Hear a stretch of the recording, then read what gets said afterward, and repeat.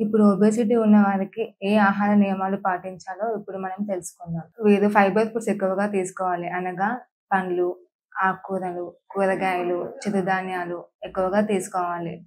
మరియు anti oxidants ఉన్న fruits ఎక్కువగా తీసుకోవాలి. అనగా సేపు, దానిమ్మ, జామకాయ, పొప్పడి పండు, ఆరెంజెస్ ఇలాంటివన్నీ ఎక్కువగా తీసుకోవాలి.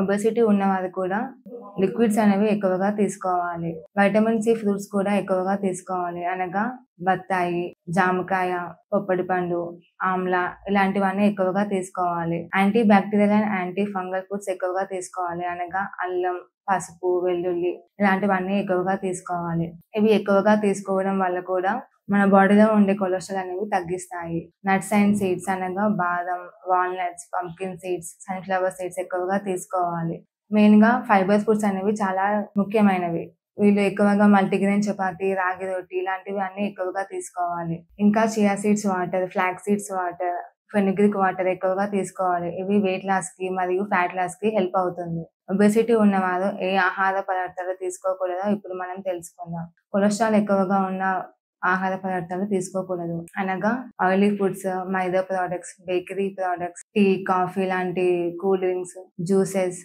All types of junk foods, packed foods ఇలాంటివన్నీ తీసుకోకూడదు.